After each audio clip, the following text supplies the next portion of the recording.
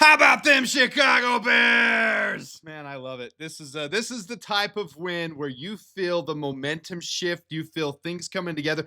You get what was promised. Last week our narrative was we want to see it. We want to see what we were promised. We want to see Ben Johnson, this generational head coach, this top recruited head coach, this head coach that everybody wanted, this playmaker that scores 30 points a game. We want to see it. We want to see it develop with Caleb, this generational talent we were promised would develop and come along. Got all these offensive weapons. We want to see them all involved more. Laser focused, baby. Ben Johnson showed on full display that he can put a complete game together with play calling, scheming, deceiving the other team, getting his offensive mind on display. And you know what? Dennis Allen matched it on the defense too. With limited options, with three of our main four cornerbacks were out. You've got Jalen Johnson out for the year now. You've got Terrell Smith out for the year. You got Kyler Gordon out for this game too. Tyreek Stevenson being criticized. Everyone, including myself, saying, man, he is not coming along. This is a year where he has to show he can be cornerback one when all of our other options are out. And boy, did he come through in this game. Boy, did Tyreek Stevenson show that there is some life and he is willing to step up and be that guy. And oh my gosh, I'm so freaking happy for that.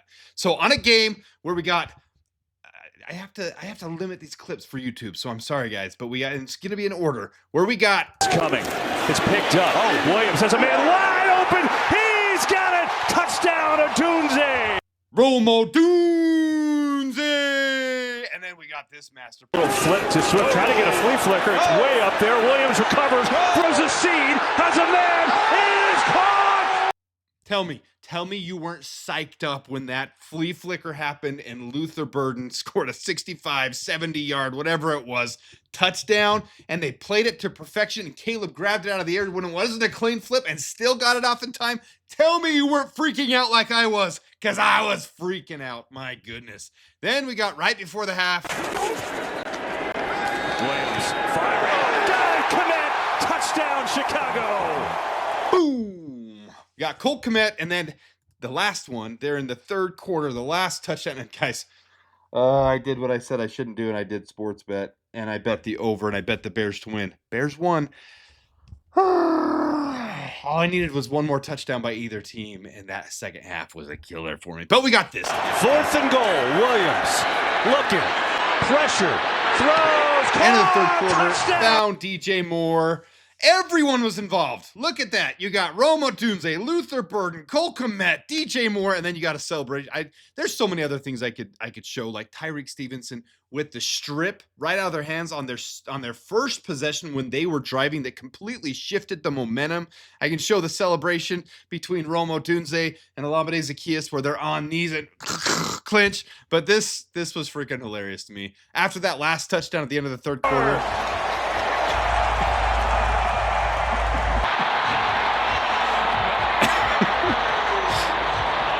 That had me rolling. I love it. But, all right, so the biggest thing, Ben Johnson, laser focused, coaching culture change. All we heard with Matt Eberflus was culture, culture, culture, culture, culture.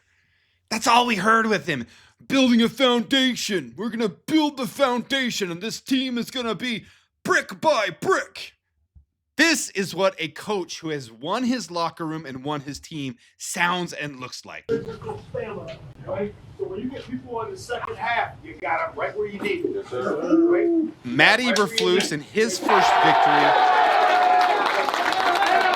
All right, so I didn't explain it. Matt Eberflus in his first victory as a Chicago Bears coach versus Ben Johnson in his first victory. This is the difference. And I think I got this one from Ben Devine, but he got it from someone. Anyways, it's circulating on Twitter. I don't feel bad sharing it. I got it from Ben Devine. It came from somewhere. Either way, great idea, whoever proposed it and showed the clips. It's genius. Hey, we said coming into this game now, it was going to be about situational football. All right? We did. All right? Third down, defense. They were 3 of 11. Offense, we were 8 of 14. That's what hard work does, is building a foundational floor it does for you. When we stand up, the foundation, you stand on that, and then you get tighter, you get together. Red zone. Red zone, they were 1 of 4. We were 2 of 3. And we talked about 2 minute. We talked about 2 minutes. The way you guys handled it before halftime was outstanding. Absolutely outstanding. And the defense way to come through for us there at the end. Closing that game off. Hell of a job. Hell of a job. It's always going to be about us. It doesn't matter if it's a red jersey, a white jersey, or a green jersey, or a purple jersey. No one cares. It's always going to be about us. Together! Yes, we can! Yeah. 2 game balls. One to the head coach, first down. I got one more. That's good stuff right there. That is freaking. Does that not make you want to run through a freaking wall? Frick! We're back, baby. I feel the momentum shift. I know you do too. This is what we were promised, and this is what we're going to accelerate from. Raiders next, and then the bye. There is such an opportunity to go from this. Before this week, we pointed out the schedule for the next week, 8 weeks. This is what it took against the Cowboys. Sure, the Cowboys are struggling too. Be better to win against another struggling team than lose against a struggling team. You could be the Packers right now and lose to the freaking Browns this week. But no, we came out and we laid a slacking. Guys, I'm stoked. I feel the shift. Now, my hope is up. No, I don't think we're going to the playoffs yet. No, I don't think we're going to the Super Bowl. But this team, with this win and this momentum and this coach and this quarterback and this offensive weapons and this defensive coach who can take what we had left and be able to get these guys to play their best ball and get 3 picks and a forced fumble, a couple of sacks. Like, guys, this is the type of thing that can move us forward. So, yes, I'm stoked. What we do on this channel for this one, we take the PFF grades, we take the takeaways from it, we show a little highlight from the game. We'll get more into other stuff this week. Let's get into the numbers from what happened from PFF and the game. This is one to be excited about. Down, sports making Chicago proud.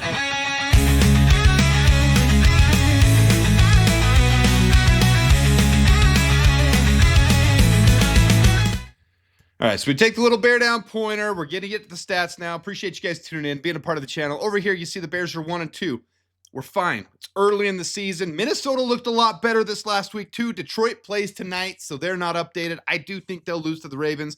So I think we're going to have a real close division right here. Green Bay 2-1, Minnesota 2-1, Detroit 1-2, us 1-2. We're fine. We still got 4 divisional games left. Win those 2 against Green Bay, which are going to be the most critical ones. Here's the entire NFL. It looks a little bit better now that we won. There's 6 defeated teams, 6 undefeated teams. The Colts clearly the surprise team of the year so far. 9, I guess 8. 8 2-1 teams, 8 1-2 teams, and then 2 in the middle there at 1-2. There'll be 9-9 by the time tonight is over with. Go on to Caleb. All right, let's jump into this sucker right here. There's a lot to go over here. All right, so this is last week. Here's where he was. We were tracking grade, overall PFF grade, overall accuracy, passer rating, time to throw, with the caveat that time to throw, and I said this in last week's video, time to throw is relative to how well they do with that time to throw. There's players like Lamar Jackson, Josh Allen, Pat Mahomes that take extra time to throw too because they can process the field, they can elude, they can escape, they don't let those pressures turn to sacks. And so I alluded last week that I'm going to change time to throw to pressures turning to sack. And Caleb, in the perfect week, avoided all sacks this week. 8 pressures allowed on him. PFF says 6, officials 8. I get it. These things aren't perfect. 6 pressures, whatever it was, 0 sacks allowed. So he escaped all those. And he looked good doing it. So there's so much to garner. So this is last week. Let's jump into this week. So here's this week's right here. Where are we going to put me? I probably ought to just come off the screen, but let's just make me real small here. Boop, boop. Okay, there we go. A lot to unpack here. So if you don't have your screen open, if you're listening, I'm going to do my best to explain it to you. If you're on your small phone and you can't see it all, I'm going to do my best to explain it to you because there's a lot of small stuff on the screen, but that's what we do on this channel. So, first of all, overall PFF grade. Caleb Williams now on the season, so these are all season cumulative stats, has a 78.1 grade, which is number 11 in the NFL. Sam Darnold, Dak Prescott, Matthew Stafford, Josh Allen, Daniel Jones, Kyle Murray, Justin Herbert, Jordan Love, Jalen Hurts, Joe Burrow, and then Caleb Williams. So right on the verge of top 10 quarterback as far as grade goes. Baker Mayfield, Lamar Jackson below him, Drake May, Mac Jones, Jaden Daniels, Pat Mahomes, all below him. This is a good thing propelled by a career game as Tom Brady pointed out on the broadcast the highest NFL passer rating game for Caleb so far in his career, 142.6, which is phenomenal. 19 completions, 28%, 67.9% completion percentage, and a adjusted completion percentage of 70, which shows you multiple things. If you guys have listened to the channel and compared completion to adjusted, this team is rallying around here. No drops, no garbage. Someone was, I think it was even Carl. Shame on you, Carl, for saying that was a drop pass by Romo Dunze. He got hit. There's a difference between dropped and being met with contact as the ball hits you. There's a difference. Guys didn't drop. They got their contested catches, but Caleb Williams, the big thing here, his big time throw percentage, 6.9, it's coming up and it shows. So it's not one that we're tracking right here, but he is getting the ball out and he's throwing big time throws and he's got the confidence back, the swagger. That's the biggest thing I take from this game is he is having he's letting us swing, boys. He's letting us swing. He's got some swagger. So up from 11th, he's up from 15th last week. He was 74.7 grade. Now he's 78.1. That's a good thing. We want to see all these stats go up. 298 yards on the day, 4 touchdowns, no interceptions, no turnover-worthy plays. He didn't put the ball in danger. It looked really good. And here's the big one here. We're going to get to this at the end. Defensive pressures allowed 8, 0 sacks. Pressures turned into sacks, 0. All right, accuracy. Here's the one thing that's down a little bit. Some of those little, and the thing is, you take these things with a grain of salt because on some of these, he was scrambling, trying to elude, tried to flip it over for a first down there on the one play that I'm thinking of on the side, and it just dirted it a little bit. There's some that are acceptable. 70% adjusted completion percentage is fine. It's not elite. You want to be up to 75 to 80. So here's the one area he can continue to work on is his accuracy. But man, that deep ball accuracy, getting the ball out, big time throws, they're coming along. I'm not complaining. This isn't something to sit and cry and piss and moan about, but he does need to continue to work on his accuracy, but he looks good. His passer rating up to 7th in the league after this 142.6. So now he's at 107.7, which is 7th best in the league. Lamar Jackson, Carson Wentz, Jared Goff, Daniel Jones, Jordan Love, Josh Allen, Caleb Williams. Excuse me. Caleb Williams. Behind him, Justin Herbert, Sam Darnold, who's having a phenomenal year. Drake May, Jalen Hurts, Baker Mayfield, Matthew Stafford, Aaron Rodgers, Tyrod Taylor, Joe Burrow. I'm going to lose my voice if I keep going this elevated this long. So he's up from 21st last week at an 89.2 pass rating, and this is cumulative through 2 weeks, cumulative through 3 weeks, 107.7 now, best for 7th in the league. We want to see that. If we can keep having plus 100 games of passer rating, at 130, 140 games, this team will start soaring. So it's isolated. It's in a bubble. This is a phenomenal game. We've got to stack them. But I have confidence with what I saw. Maybe not every game is going to be this phenomenal, but you're going to see stacking, and you're going to see some really good things out of this team. So I'm excited. Time to throw, like I said, caveat. So 3.23. This game was down a little bit, 3.1. He's getting the ball out, but it's all relative. Like I said, some of those he scrambled on. Some of them, the flea flicker, it takes a minute to throw the ball. It takes a minute for some plays to develop. As long as he's being self-aware, eluding the pressure, not taking the sacks, that's what's important. So we're going to change this right now to pressures turn into sacks. So Caleb is coming down on that. Last year, plus 20% pressures turn into sack. This year, now he's 17th in the league at 15.8 pressures turn into sack. That's it's good for him. We want to keep seeing that go up. You see players like Dak Prescott not getting that. I mean, he did this last game. We got to him, baby. But Daniel Jones having a resurgent year. Bryce Young improving. Matthew Stafford always being good because of that. Russell Wilson avoiding pressure. So these things are in a bubble, but they're important. So we're going to keep tracking his pressures turn into sack because he's limiting them, and that's progress for a young quarterback that's developing. That's exactly what we want to see out of our quarterback that's generational, that we want to be the franchise quarterback. These are the signs and the positives we want to see. Everything trending upward. I absolutely love it. All right, rolling and flowing through the rest of this very quickly. Appreciate you guys tuning in. If you don't mind hitting the like button, subscribing, being a member of the channel, commenting. I love hearing your comments. This is good stuff. I am going to put a little caveat on here. I don't have the commercial ready for it yet, but I am in the process of getting, those who don't know, I own an insurance brokerage as well. I haven't accepted a sponsorship from other places like sports betting or shaving your balls with men's groomers. I haven't done that. I just don't feel I'm going to self-promote my own business on here. That's what you're going to see commercials for. I'm going to personally help with my staff to quote those who want quotes in Illinois. I've expanded. I've got my non-res license. I've been doing insurance for 15 years. Those will be coming, so keep your eyes out for them. All right, onto the offense. Luther Burden with that 93 grade. Here's the one thing that kerfuffles me, that frustrates me, and I don't understand. Colson Loveland involved in the beginning. Great catch right in the beginning. Now, I understand his blocking isn't the same as Cole Kmet. And I appreciate that we got Cole Kmet involved. You see Cole Kmet, 55 overall snaps. These are snaps, so TOT means total snaps. Cole Kmet, 55 snaps. Colson Loveland only had 6. He was only in on 6 plays. I don't understand that, but I do also appreciate Luther Burden getting in on 17 plays. That was important for me, and I like seeing it. Those who didn't see, Darnell Wright with, I believe it was an elbow injury. I'm not positive. Don't hold me to it, but there was an injury near the end of the game. He got injured. He came out of the game not having the best game. I think it was lingering with him. I'm not worried about Darnell Wright. You heard the praise that Ben Johnson gave him, basically alluded to him being like Penei Sewell. Run blocking, phenomenal. Pass blocking, been good this year. A lot of penalties. 2 penalties in this game again as well. A couple pressures allowed. I'm not as worried about that with the injury that you heard about. I'm more worried about, is his elbow going to be fine? But in the meantime, Theo Benedict came in and Braxton Jones held up and said, you know what? I'm going to keep fighting. Braxton Jones looked phenomenally better in this game. So 75.2 grade. Theo Benedict filling in for Darnell Wright, 69.7 grade. A lot of receivers, quarterback up here at the top with phenomenal grades. We love to see that. We want to see our plays. Chicago's been starving for these 30-point games, for these, big plays, for having something to cheer and be freaking out about. We love it. We love the defense. We love seeing Tyreek Stevenson get, the takeaways. Kevin Byard with the pick, Tremaine Edmonds with a couple picks. We love seeing that. We want to see some offensive action too. So it's good to see these high grades here with these guys.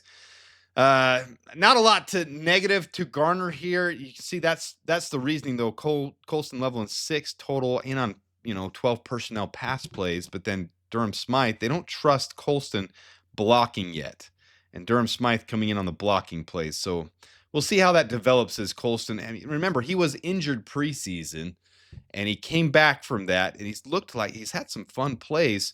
Taking 10th overall, I want to see him keep getting more involved and developing. I think everybody else feels the same way too. Here's our pass blocking and run blocking. So here's protecting Caleb's what we call it. Here's your overall blocking. Here's the important part. Pressures allowed. Here's the total 6 pressures. I actually need to move me just so you guys can see this right here. Team pass block efficiency jumped from 25th to 16th in the league. We haven't been above 20 in years since before Justin Fields was here. So we haven't been above 16 in a long time. So we're a very average pass blocking team after this game. We got to see how we can keep it up. But everyone did fairly well. You can see the pass blocking grades here. Kyle Monangai only had 2 opportunities. There was no pressure. Maybe he missed his assignments, missed a guy. I'd have to look into more why that's so low. But Kyle Monangai's one weakness so far is that pass blocking. And that's a little bit of an eyesore for us. We need running back help. And it's not DeAndre Swift or Kyle Monangai. Swift had a better game. I agree with that. Monangai showed some fight and breaking some tackles. That's not the point of this part right here. But here is your pressure. Drew Dahlman allowed 2, Jonah Jackson allowed 2, and Darnell Wright allowed 2, including a hit on Caleb. Those 6 pressures overall, but no sacks. 0 sacks in this game. So that's phenomenal to see. We love it. And then last but not least, and I got to take me off because this is just so much information on one screen. I probably should break down, but I don't want this video to go too long. Some really good info. This is the entire defense. And just to break down the segments for you here, here's the total snaps they took. Some of these things I don't completely understand. Obviously, they're thinking about Jonathan Owens the same way I do. They don't trust Ruben Hippolyte yet. And there's some other things to garner as you look through here. Chris Williams probably needs to be off this team, in my opinion, but it is what it is. But as we look down at the highlights of some of these things here, Tremaine Edmonds with an absolute phenomenal game. Pressure, including a sack. 15 total tackles, 9 solo, 6 assists, and 2 interceptions. Phenomenal game for him. Tyreek Stevenson right below him. Look at this right here. This is Jalen Johnson type of stuff. 39.6 NFL passer rating against him when he was targeted. That's freaking phenomenal. I'll take that all day. I didn't put in here Jaquan Brisker at 6.2.5. That's also another one you need to see on some pressures for him. He got 3 pressures, 3 hurries. I should have put him in here as well, but I'm kind of highlighting some of the main things here. Dominique Robinson on limited opportunities got 2 pressures, including a sack. Montez Sweat, 6 total pressures, including 4 hurries and a sack and a hit. So phenomenal for him, as well as 2 stops there as well. I should say with Tyreek Stevenson as well, that forced fumble was huge. I don't want to overlook that. And 2 pass breakups too. So the phenomenal game by Tyreek Stevenson, needing to show that he can step up and be cornerback 1, and he did it. Some other highlights: Kevin Byard obviously had the interception. It was kind of a garbage time interception. I'll still take it. But he also had 9 tackles as well. So that was big. Noah Sewell, who's been having a phenomenal year, played well again, 10 tackles, but he also had 3 missed tackles. Missed tackle percentage went way up for him on the year. Need to see that cleaned up, but he did fill in very well with TJ Edwards being out. There's not a lot of negative you can say about this team this last week. Grady Jarrett not having the best game. I didn't love seeing that. Shamar Turner with his first game. Needing a couple games to get into it is what we'll say. There's not a lot to garner off of that so far, but there's some of your highlights on the defense as well. So laser focused is how I named this one. Ben Johnson, clearly the difference maker in Chicago. Huge for this team, for him to be a part of it. Caleb and him being on the same page, this entire team, play calling, scheming, defensively, offensively, everything was freaking phenomenal. So I'm stoked to the moon, freaking excited about it. I want to hear your guys' thoughts in the comment. I want to interact with you guys on this one. We have excitement. Let's build the excitement up. Let's keep it rolling. Let's do this thing, because there's so much to be pumped about. Next week, Bears coming here to Vegas. That's where I live, for those who don't know. Bears coming to Vegas. See what the Bears can pull off here. I'm very confident in them this next week, coming to Vegas and winning that game. But, you got to play the game. So let's see how they prepare, how they put the preparation in, and how they stack things, because that's what we need to see. So put your things in the comment. Let me hear from you guys. Hit the like button, subscribe if you don't mind. Until next time, da Bears, and bear down. Bear down, sports making Chicago proud.